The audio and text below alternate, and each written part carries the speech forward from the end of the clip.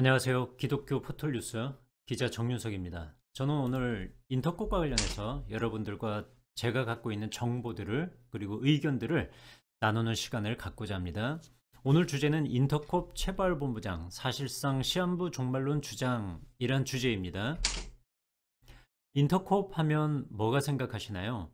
인터콥을 다루는 거는요, 신천지라든가 안상홍증인회 같은 다른 이단 단체를 다루는 것과는 좀 차이가 있습니다. 왜냐하면 인터콥은요, 1990년대 말부터 한국교회 많은 청년들 그리고 많은 교회들에서 선교 훈련을 받기 위해서 인터콥 가서 훈련받은 사람들이 많고요. 그래서 지금도 선교를 나간 분들 중에 인터콥 훈련을 받고 정통교회에서 선교사로 파송된 분들이 굉장히 많아요.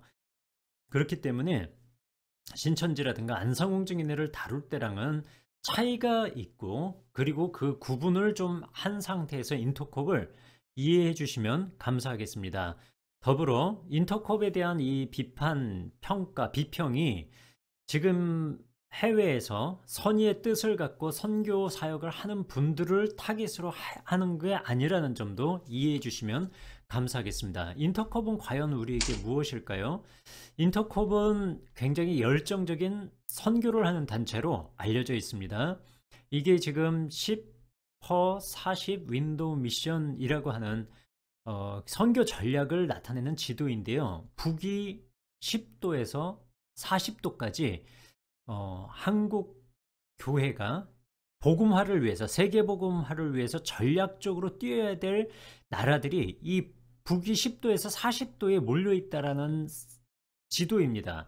여기에는요, 아시아권 나라들이요, 특히 모슬림 지역, 그리고 북아프리카 지역이 몰려 있어요. 이 지역들이 세계 복음화가 가장 저조한 지역이므로 해외 선교를 전략적으로 할 때 이 지역들을 중점적으로 하자는 의미에서 루이스 부시가 주창한 개념입니다. 인터컵은 이것을 굉장히 효율적으로 활용을 해온 선교단체입니다. 근데 왜 지금 논란이 되고 있냐면요. 여기가 지금 경북 상주에 있는 BTJ 열방센터예요. BTJ라고 하는 것은 Back to 예루살렘의 약자인데 이것이 논란이 됐어요. 왜 논란이 됐냐면 이 이슬람 세력이 예수 그리스도께서 마지막 때에 이 예루살렘으로 복음이 전파되면 재림하실 것인데 왜 여기가 이제 복음화되면 재림이 되냐면 온 천하에 다니며 만민에게 복음을 전파라 그랬는데요.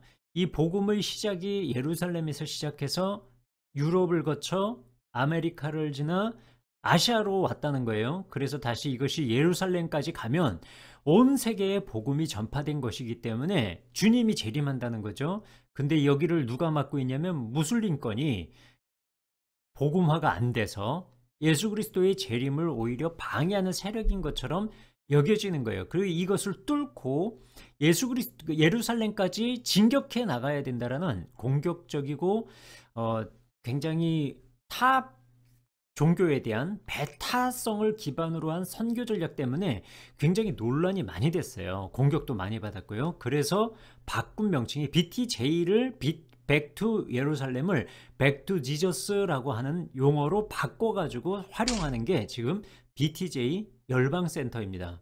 근데 지금 왜 논란이 됐냐면요. 코로나19 때문인데요. 마치 신천지와 같은 슈퍼 전파자가 될 가능성을 굉장히 지금 높이고 있는 상황이에요. 신천지는 교리적으로 인터컵과 다른 곳입니다. 신천지는 교주를 재림주라고 믿고 있는, 구원자라고 믿고 있는 단체인 반면 인터콥은 그러지 않는 단체예요. 한편으로 지도와 그리고 교정을 통해서 한국교회와 함께 갈 수 있는 선교단체라는 의견들도 많습니다. 근데 코로나19와 관련해서 신천지와 유사한 위협을 줄 수 있다. 한국 사회에 위협을 줄 수 있다는 얘기가 왜 나오냐면요. 신천지는 신분을 감추고 추수꾼이라는 포교 방법을 통해서 기성교회로 침투해 들어가잖아요. 근데 인터콥은 방식은 다르지만 유사한 점이 있어요. 뭐냐 하면 선교 훈련을 받기 위해서 인터콥은 교회가 없어요. 그래서 교회에서 인터콥 훈련을 받는 사람들이 상주 열방센터, BTJ 열방센터로 가가지고 훈련을 받는단 말이에요. 그리고 개교회로 돌아가요. 근데 1월 10일 기준 열방센터를 방문한 사람이 3,013명이에요. 그리고 662명이 확진자가 생겼어요. 거의 20%에 달하는 확진자인데 이 사람들이 열방센터에 있는 게 아니에요. 어디냐면 경주, 경기도에 있는 교회, 인천에 있는 교회, 충북에 있는 교회, 충남에 있는 교회, 전남에 있는 교회, 부산에 있는 교회, 강원도에 있는 교회, 전국으로 지금 뿌려져 있는 상황이에요. 그렇기 때문에 코로나19 슈퍼 전파자가 될 가능성이 지금 굉장히 높아서 방역 당국은 물론이거니와 많은 시민들이 경계와 의심과 좀 위협적인 그리고 굉장히 불안한 눈빛으로 지금 이 사태를 보고 있는 겁니다. 그런데 중요한 거는 신천지도 방역에 굉장히 비협조적이었어요. 그 이유는 뭐냐면 신천지는 자기 신분이 노출이 될까봐 비협조적인 반면에 인터콥도 비협조적인 이유가 뭔지 조금 이따가 영상을 통해서 좀 보여드릴게요. 그 전에 인터컵 선교회가 호소문을 발표했습니다. 1월 11일인데 강요한 사무총장의 이름으로요. 뭐라고 했냐면 2020년 11월 12월 상주 열방센터 방문자들을 대상으로 코로나19 진단검사를 받도록 촉구하는 문자 메시지를 발송했습니다. 코로나19 진단검사를 받으실 것을 간곡히 부탁드립니다. 근데 지금 코로나19 검사를 받은 사람들이 약 30%에 불과하다라고 지금 얘기가 나오고 있습니다. 그래서 제발 좀 검사 받으시라고 인터컵 선교회 본부에서조차 이렇게 호소문을 발표한 그런 상황입니다. 그런데 왜 이런 호소문을 발표할 정도로 인터컵 관계된 훈련자들이 왜 검사를 기피하는 정황들이 나오고 있는 걸까요? 그건 의외로요. 신천지는 노출을 피해서 그랬다면 인터컵 선교회 인터컵 측이라고 하겠습니다. 인터컵 측에 속한 신도들이 그리고 교회 성도들이 코로나19 이 검사를 안 받는 이유는요. 의외로 최바울 본부장, 인터컵의 거의 실질적인 대표라고도 할 수 있는데요. 이 최바울 본부장에게 있는 것 아니냐라는 지적이 일고 있어요. 그 문제점이 뭐냐면요. 음모론 때문입니다. 인터컵 최바울 본부장이 왜 문제가 되고 있냐면 음모론을 퍼뜨리고 있는 것 아니냐라는 지적이 나오고 있어요. 이 백신을 맞으면 세계가 뭐가 돼? 그들의 노예가 됩니다. 인터콥의 최바울 선교사는 오래전부터 음모론에 기초한 불건전한 종말론을 설파해 논란이 되어 왔습니다. 예, 논란이 되어 왔고요. 이분 설교를 언제적 설교냐면 2020년 7월에 어떤 교회에서 한 설교입니다. 그 설교도 교회에서 한 설교인데요. 자세히 들어보겠습니다. 들어볼게요. 코로나 이건 우한에서 자연스럽게 일어난 거 아니에요? 프로젝트 어떻게 알아요? 자 보세요. 프로젝트는 증거를 제가 말씀드려요. 이 코로나가 올해 지금 봄에 시작됐잖아요. 그런데 2015년 그러니까 5년 전에 3월에 빌 게이츠와 그 재단이 이렇게 국제 컨퍼런스에서 빌 게이츠가 발표를 했어요. 그 컨퍼런스 이름이 TED, 테드라, 테크놀로지 엔터테인먼트 디자인. 뭐라고 그러냐? 앞으로 인류를 위협 주는 건 핵폭탄이 아니고 코로나 바이러스입니다.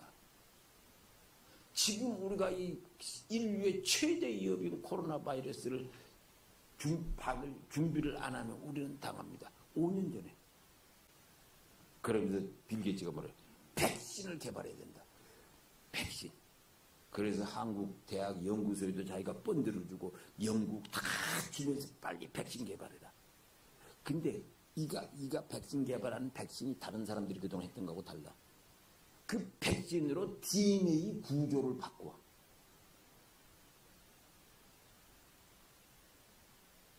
뭔지 아세요? 미국이 이라크 전에서 써먹던 실험했던 거. 군인들에게 약물을 밥에다 살짝살짝 했더니 공포심이 없어졌어. 그 전쟁하면서 휘바람 불면서 전쟁해. 그리고 내가 이렇게 싸워도 되나? 명령에 대해서 내가 이렇게 쏘면 애들 죽잖아. 절대 복종만 해. 절대 복종.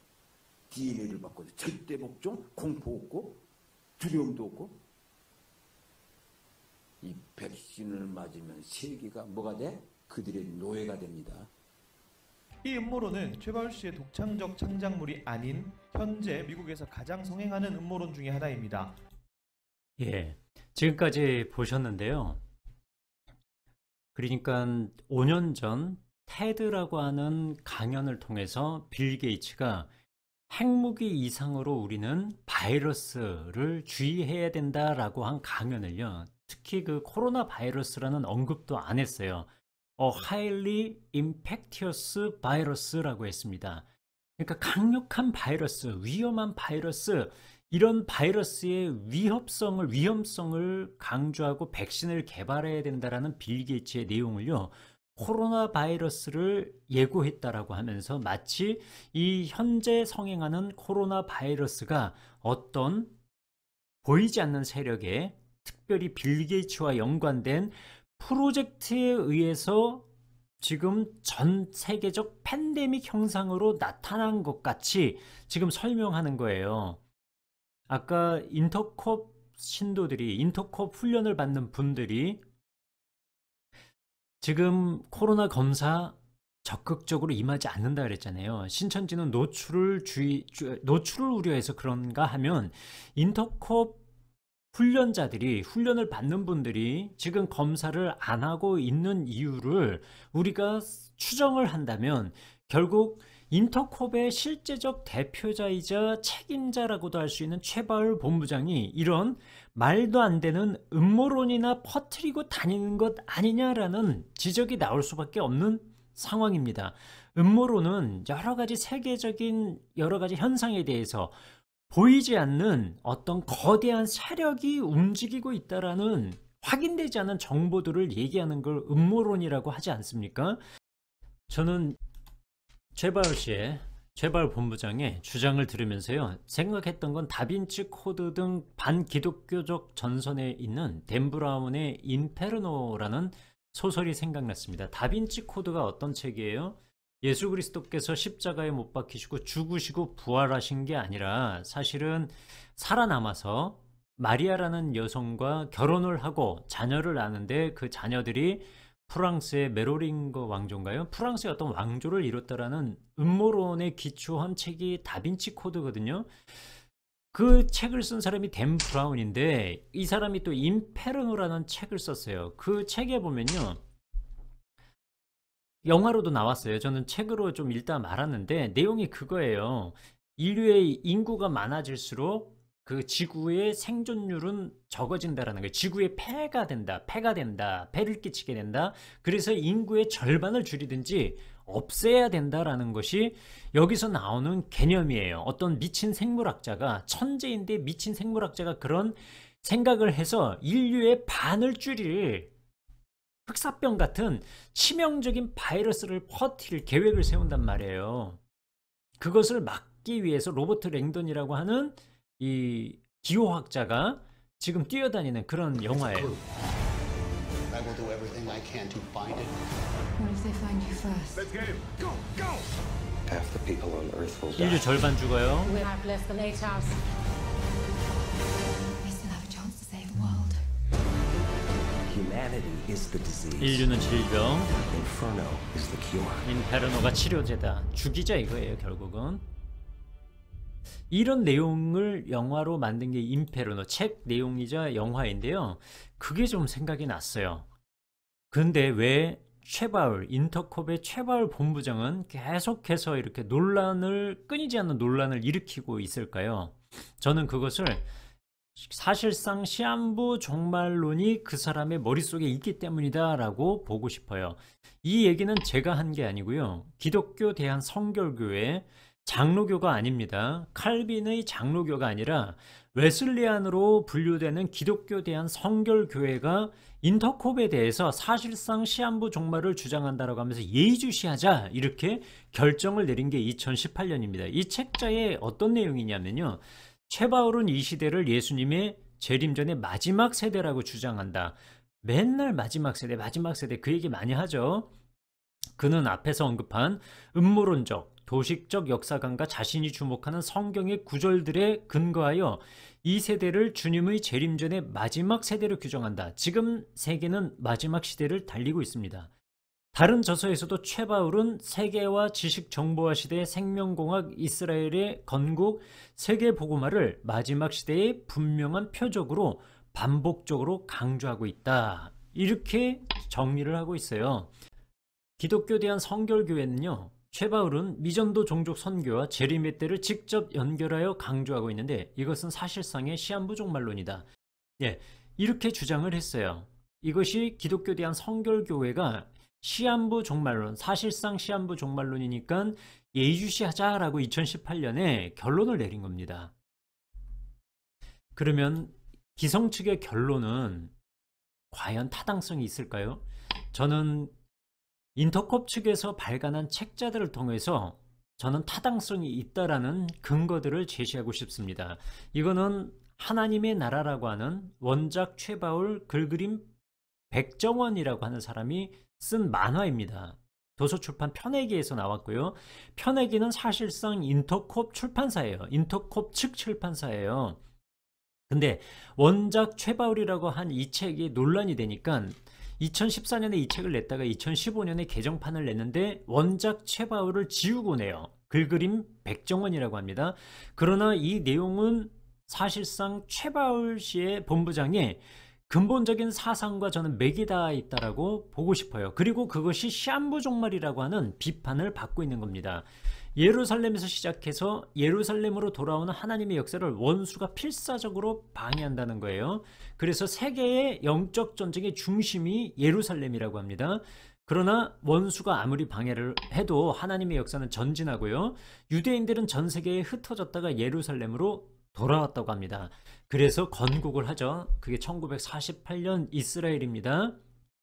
이제 복음은 서진을 계속하여 예루살렘으로 돌아가고 있어. 이 얘기요. 이스라엘 건국을 어떤 굉장히 중요한 하나님의 역사적인 사건처럼 해석하는 것은요. 이미 30년 전에 최바울 본부장이 이 주장을 하기에 30년 전에 이미 다미선교회의 이장림 씨가 주장했던 겁니다. 다가올 미래를 대비하라. 1988년, 87년에 초판이 나왔고요. 88년에 사판이 나왔는데 거기에 45페이지에 보면 이 내용이 있어요.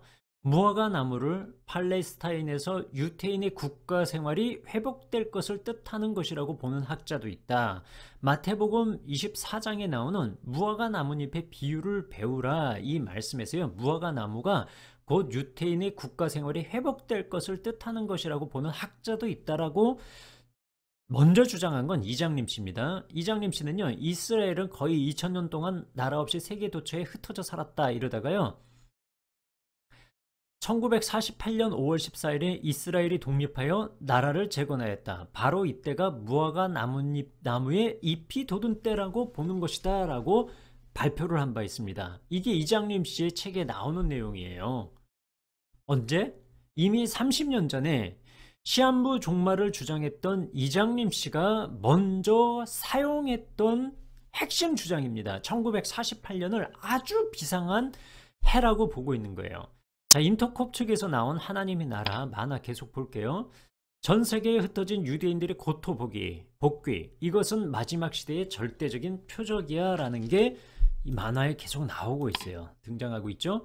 그러면 이장림 씨의 다가올 미래를 대비하라 47페이지에도 동일한 내용이 나와요. 성경에는 그리스도가 오시기 전에 유태인 복귀 운동이 일어날 것이라고 하였는데 현재 1200만에 가까운 유태인들이 자기 나라로 계속 돌아가고 있다. 이미 30년 전에 이게 나온 내용이에요.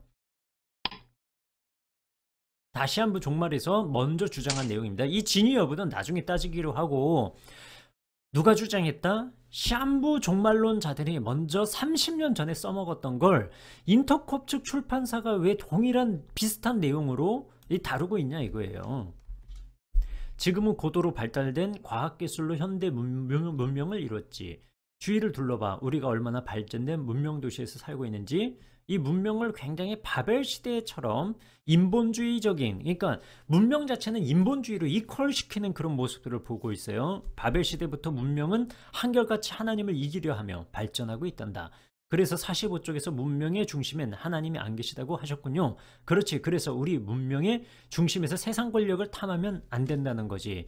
그러니까 문명을 하나같이 하나님이 안 계신 것이라고 생각을 하니까 백신 개발이라든가 어떤 문화적인 현상이라든가 과학의 진보를 계속해서 하나님께 반역하는 것으로만 해석을 한다라고 저는 보고 싶어요. 이 속도라면, 지금 복음이 전파되는 속도라면 10년에서 20년 안에 세계 선교가 완성되지 않을까 예상한단다. 우리가 어른이 되면 모든 민족의 복음이 증거? 두두둥. 그럼 10년에서 20년 안에 종말? 이런 식으로 시한부 종말론성을 계속해서 고취시키고 있는 거예요. 다만 예수님의 분명한 말씀이 있지. 무화과 나무의 비유를 배우라. 그 가지가 연해지고 잎사귀를 내면 여름이 온 걸 알 수 있잖니. 이 내용이 결국은 무화과 나무를요 자꾸 이스라엘로 해석을 하니까, 그 이스라엘의 독립으로 해석을 하니까 한 세대와 연결을 해서 한 세대가 이루기 전에 이 일이 다 이루리라는 말씀을 연결을 해서 자꾸 주님의 재림을 10년 20년 안에 정말 이런 식으로 호도해 가는 거예요. 왜곡해 가는 거예요. 이거 누가 써먹었냐라는 거죠. 우리가 역사를 통해서 배워야 되지 않겠습니까? 누가 써먹었냐면요, 시한부 종말론의 다미선교에도 써먹었고요, 1988년에 세상 종말이 온다라고 하면서 안상홍 하나님을 믿으라고 했던 안상홍 증인의 하나님의 교회도 이 논리를 써먹었어요. 안상홍 씨가 쓴 책에 보면요, 이거는 신랑이 더디 옴으로 잘세라는 책에 나와요. 근데 제가 페이지를 표기를 안 했는데 나중에 확인이 되면 표기를 하겠습니다. 그때가 보세요. 마태복음 24장 말씀을 근거로 해서 그 가지가 연하여지고 잎사귀를 내면 여름이 가까운 줄 아나니 이와 같이 너희도 이 모든 일을 보거든, 죄송합니다, 인자가 가까이 곧 문 앞에 이른 줄 알아 하셨으니 분명코 그때가 끝날이 될 것이다. 그러면서 서기 1988년에 대한 예언은 이런 식으로 끌고 가는 거예요. 1948년을 이스라엘의 독립으로 해석을 하니까 한 세대를 40년으로 보느냐 50년으로 보느냐에 따라서 재림의 때가 자꾸 측정되는 거거든요. 이 시한부 종말론의 그 무한 네버엔딩 스토리, 계속 메비우스의 띠처럼 돌고 도는, 한 번 우려먹고 실패하고 두 번 우려먹고 실패하고 세 번 우려먹고 또 실패하는 이 시한부 종말론에 입각한 교리를 왜 못 나느냐는 거죠. 이거는 성경을 잘못 해석하고 있는 거예요. 왜 잘못하고 있는지는 제가 다른 영상에서 이미 밝힌 적이 있습니다. 그래서 그 왜 잘못되는지에 대해서 넘어갈게요. 2014년에 낸 책에서요, 적그리스도의 세계 정부는 모든 사람에게 짐승의 표, 즉 666 표를 받게 할 테고 대부분의 사람들은 666표를 받을 거란다. 666표는 신분증이나 의료보험증의 기능도 있지만 핵심 기능은 결제 기능이 될 거야. 처음엔 이렇게 결제 기능이라고 했다가요, 666표, RFID 칩, 자동 결제 시스템, 이런 것이 666표라고 했던 거예요. 이게 이제 인터콥 책에 나오는 내용이에요. 하나님의 나라라는 책이요. 만화입니다. 이거 누가 써먹었어요? 다가올 미래를 대비하라, 이장림 씨의 다미선교에서 나온 내용에 나오는 내용입니다. 이미 1988년도에 나온 책이에요. 106페이지. 적그리스도는 자기 권력을 상징하는 마크를 만들어 그것을 사람들의 이마나 손에 새길 것이다. 바로 이거예요. 짐승으로 적그리스도 온 세계인의 신상 명세서를 전산하여 각 개인에게 고유 넘버를 부여하게 되고 그 고유 번호에 자기를 상징하는 숫자를 넣어 이마나 손에 새기도록 할 것이다. 이것이 짐승의 표와 관련된 시한부 종말론자들의 주장이었습니다. 이게 30년 전에 이미 실패한 내용인데 지금도 옷을 바꿔서 진화하고 있는 거예요. 뭐 RFID 칩이다, 뭐 바코드에서 이제 베리 칩이다, RFID 칩이다, 지금은 백신으로 지금 넘어왔어요. 이게 다 시한부 종말론자들이 주장했던 겁니다. 666 컴퓨터 바코드 시대. 지금 근데 이마에 찍은 사람 있어요, 없어요? 그래서 이 인터콥 측의 시한부 종말론을 사실상 시한부 종말을 주장한다라는 기독교에 대한 성결교회의 지적이 있었는데 인터콥 측의 주장을 요약하면 이거예요. 이 속도로 간다면 2030년까지 세계 복음화가 완성된다라는 거예요. 이스라엘 독립은 끝까지 마지막 시대 표징이라는 그 해석을 못 버리고 있는 거예요. 시한부 종말론자들이 주장했던 걸 그대로 답습하고 있는 거죠. 미국 9.11 사태는 마지막 시대의 마지막을 상징하는 경고라고도 합니다. 땅끝은 예루살렘이고 원수는 복음이 땅끝까지 전파되지 못하도록 필사적으로 막고 있다. 원수는 우리의 마음을 빼앗기 위해 온갖 가라지를 뿌리는데 그 가라지들을 한마디로 요약하면 문명이다. 적그리스도의 세계정부는 모든 사람에게 짐승의 표, 666 표를 받게 할 테고 대부분의 사람들은 666 표를 받을 것이다 라고 했어요.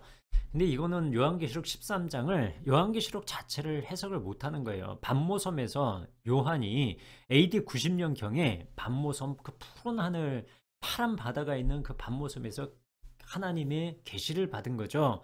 그때 계시를 받은 것은요, 주요한 내용이 뭐냐면 7머리 10뿔 달린 무시무시한 짐승이 어린 양과 싸우는데 최종적으로 승리할 분은 누구냐면 어린 양이라는 거예요.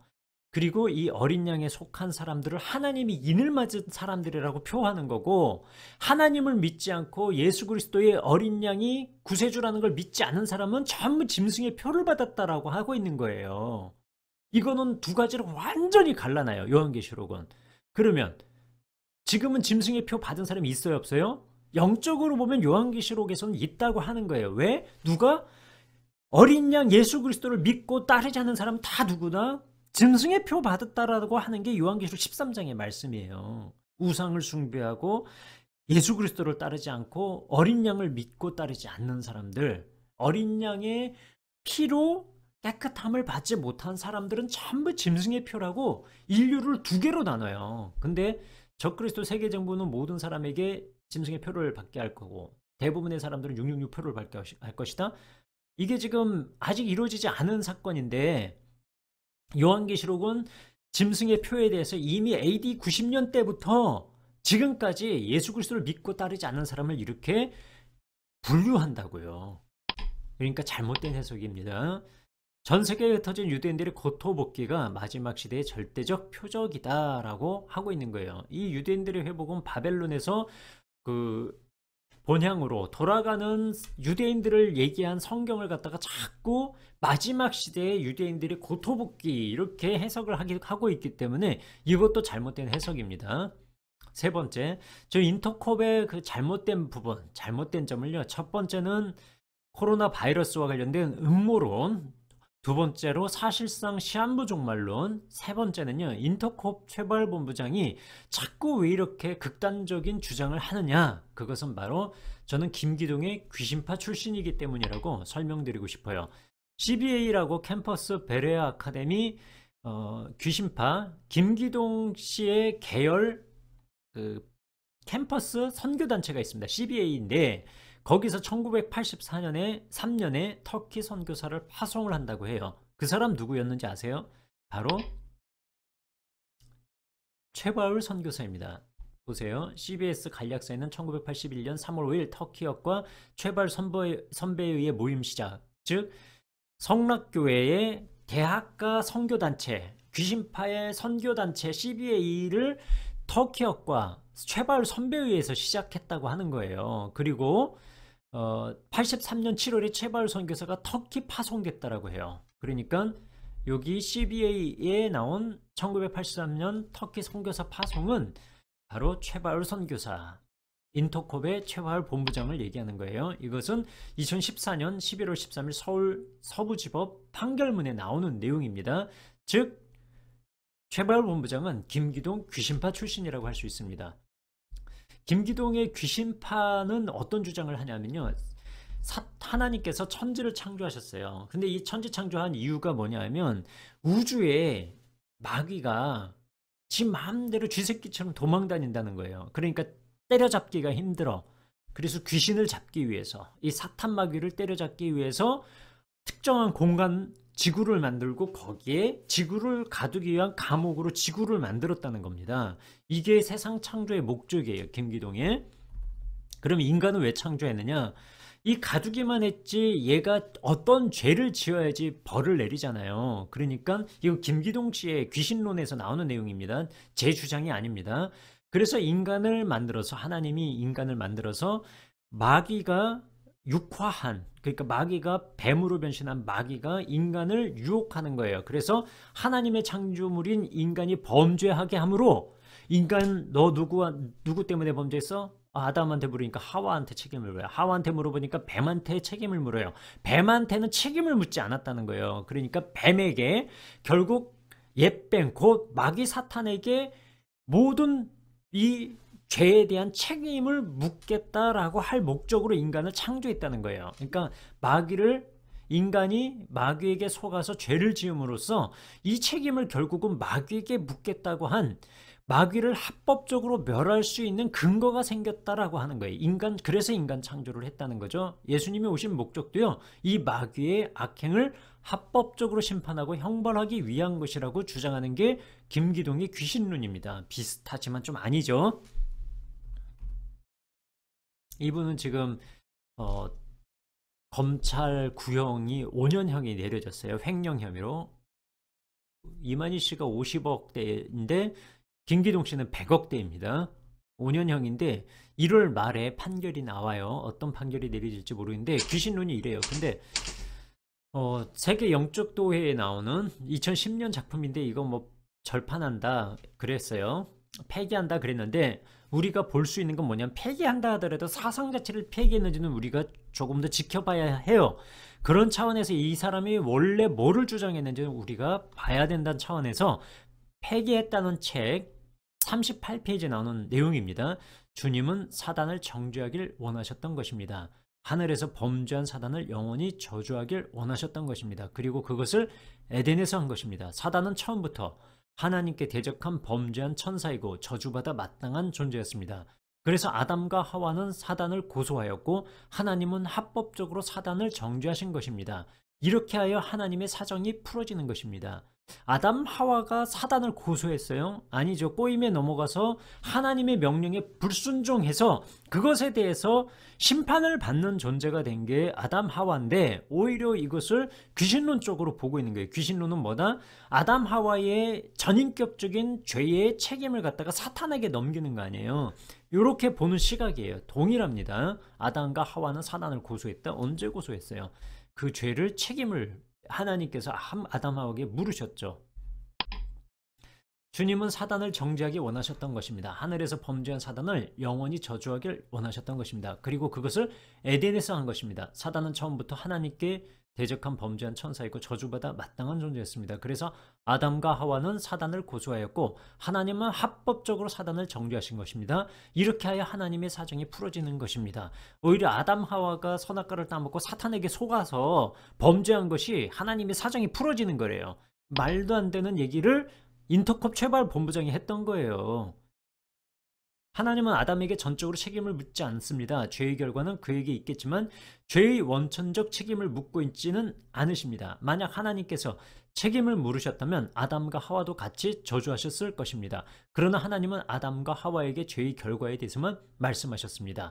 좀 다르죠? 예, 기독교 복음주의권에 있는 기독교인들이 보는 인죄론, 사람이 죄를 어떻게 범했느냐, 아담과 하와의 죄가 무엇이냐라는 것을 하나님과 아담의 언약관계로 보는 게 아니라요, 사탄을 멸하기 위해서 지구를 만들었고 이 지구에 아담을 창조하셔서 사탄이 이들로 하여금 범죄하게 하므로 범죄의 책임을 누구에게 묻는다? 사탄에게 물어서 사탄을 멸하기 위한 목적으로 인간을 만들었다라고 하는 괴상한 논리를 귀신파가 주장을 했는데 인터컵의 최발 본부장이 그걸 주장했던 거예요.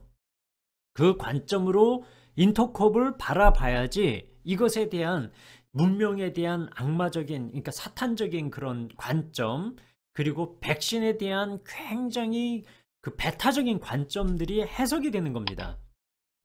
이제 넘어갈게요. 그래서 이 사람들의 포교가, 전도 전략이 굉장히 극단적이고 공격적이라는 비판이 계속 나오는 거예요. 왜?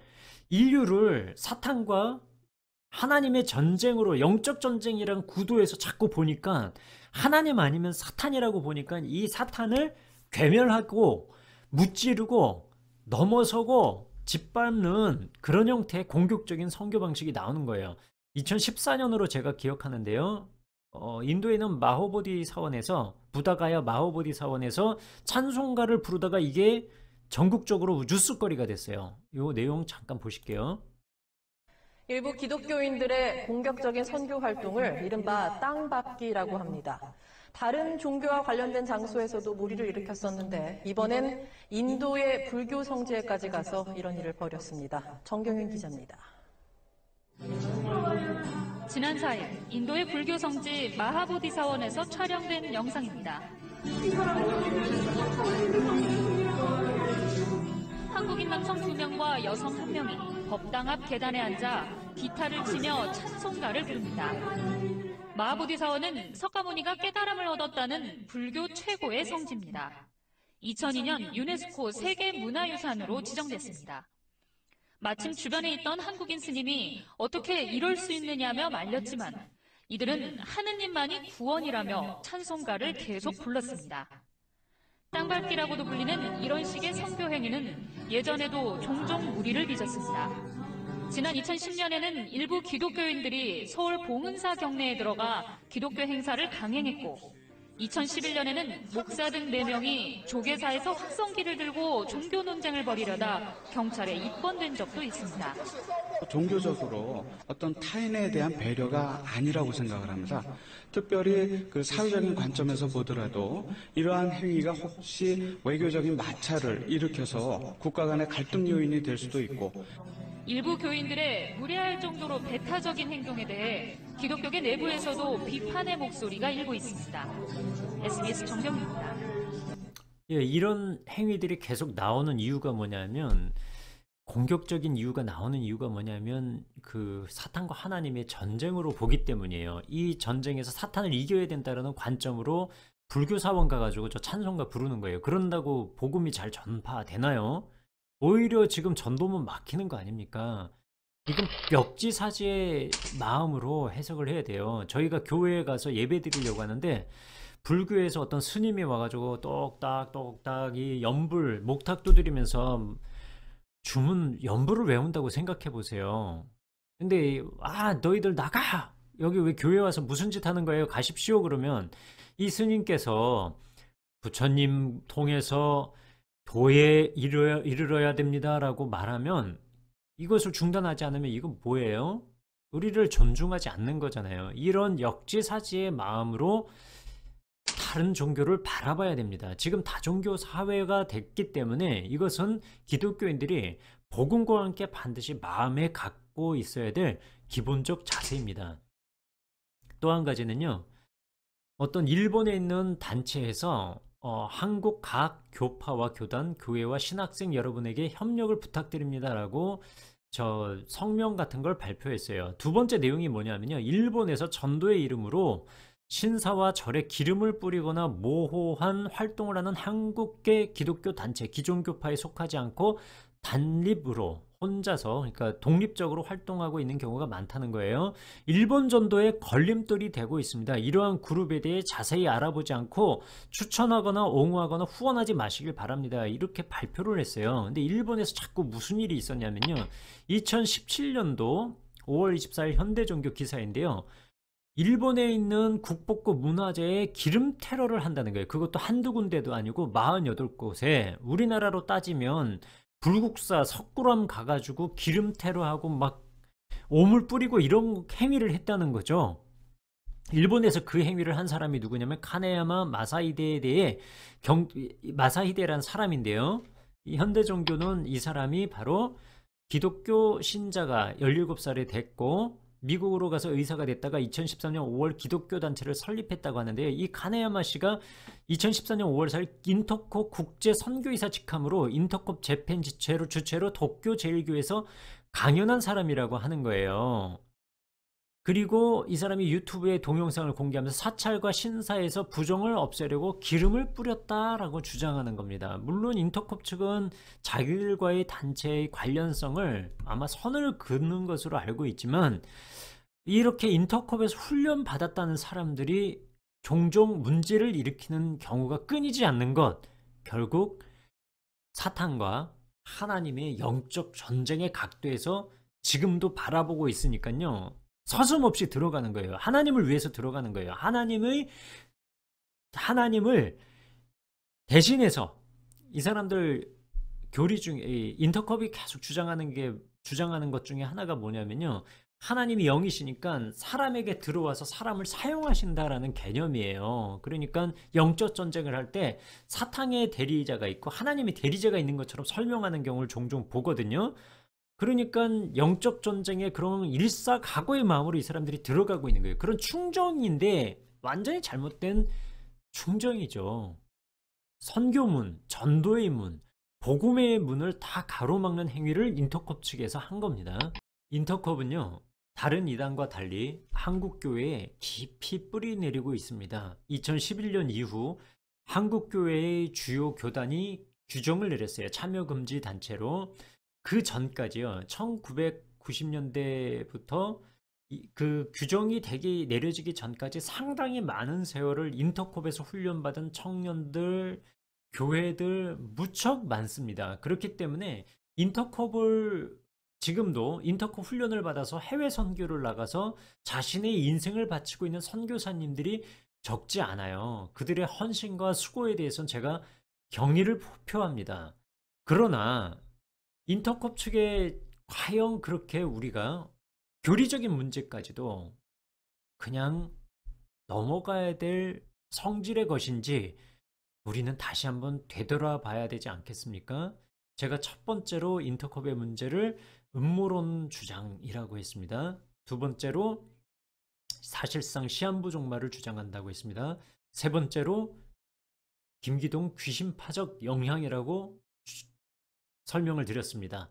그럼에도 불구하고 많은 한국교회 목사님들이 인터콥과 관계를 하고 있는 것은요, 기도와 수정을 통해서 한국교회와 함께 갈 수 있다는 기대 때문에 그런 것 같습니다. 그러나 교리를 바꾸지 않는 이상 인터콥은요, 앞으로도 한국교회뿐만 아니라 한국 사회에 큰 파장과 논란과 문제를 일으킬 가능성이 매우 많은 곳이라는 걸 말씀드리고 싶어요. 그런 점에서 김명영 목사님, 김용실, 노봉님, 박희민, 최일식, 임석순, 박성근 목사님, 이준 장로님, 송병기 목사님, 티모시 바버 이사장님, 주위에서 이 단체를 유심히 살펴봐 주시길 좀 부탁드립니다. 한국교회는요, 인터콥에 대해서 갖가지 규정을 내렸어요. 예장 통합도 하나님의 인간 창조는 인간 창조 이전의 영적 대결 상황에서 하나님의 사정을 해결하기 위하여 합법적으로 마귀를 정죄하기 위하여서이다. 최 목사가 하나님의 사정이라는 말은 오해를 불러일으킬 수 있기에 철회해야 한다고 했지만 그 사상의 근본들은 변화가 없다라고 하면서 계속해서 참여금지를 유지하고 있어요. 예장합동 측 최발 대표가 여전히 극단적 세대주의적 종말론을 견지하고 있으며 이로 인해 교인들에게 현실 도피의 신앙을 갖도록 하는 위험성을 가지고 있다고 했다. 하나님과 사탄의 세력을 대비하는 등 철저한 이원론적 이분법을 따라 하나님의 절대 주권적인 통치를 무시하는 경향성을 띠고 있으며 신사도 운동의 영적 도회와 김기동의 마귀론에 대한 근간을 유지하고 있다고 했습니다. 예장 합신 측이요, 12가지 문제를 지적을 했는데 인간과 하나님, 천지 창조 전에 하나님과 마귀와의 사이에 어떤 사정이 있었다는 비성경적인 주장, 성경의 역사를 신들의 전쟁으로 보는 이원론적인 위험한 사상, 삼위일체에 있어서 사벨리우스의 양태론적 삼위일체 주장. 사벨리우스가 그걸 주장했어요. 하나님께서 양태론인데 양태론도 종류가 여러 가지인데요, 사벨리우스의 양태론은 뭐냐면 하나님께서 물을 예로 들어서요, 물이 얼음일 때가 있고 녹으면 물이고요, 그리고 가열하면 수증기가 되는 것처럼 세 가지 형태로 계신다는 거예요. 사벨리우스의 양태론은 2단 3일체론인데 예장합 씨는 그런 시각으로 비판을 했습니다. 왜곡된 그리스도의 성육신 주장을 하는데 마치 성부 성육신설처럼 주장한다. 이거는 저희가 무슨 내용인지 잘 모르겠어요. 어쨌든 예장합신은 12가지 문제로 이렇게 주장을 했습니다. 조금 더 읽어볼게요. 우주 창조와 인간 창조 목적에 왜곡된 비성경적 사상, 김기동 사상과 같은 왜곡된 사탄론 주장, 왜곡된 타락론과 합법적 마귀정죄론 주장, 비성경적인 백투 예루살렘과 복음의 서진운동을 주장, 왜곡된 종말론과 적그리스도론 주장, 비성경적인 변방신학, 자의적인 성경 해석과 성경 짜깁기, 이단적인 사상인 신사도운동과 연계 증거가 나타난다고 2013년에 규정했습니다. 예장 고신 측도요, 최바울 본부장이 이원론적 세계관을 갖고 있고 인터콥 활동이 교회를 분열시키며 선교지에서 문제를 일으킨다는 근거로 참여금지, 교류금지 규정을 내린 상태입니다. 이것이 지금 한국교회의 규정입니다. 여러분들 어떠셨습니까? 제가 지금까지 인터콥의 문제를 요약적으로 설명을 드렸는데요. 한국교회에 함께 가야 될 선교의 동반자인가요?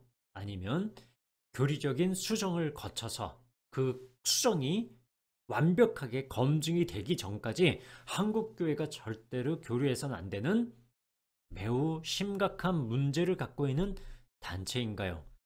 저는 오른쪽, 즉 심각한 문제를 갖고 있다는 측면에서 설명을 드렸습니다.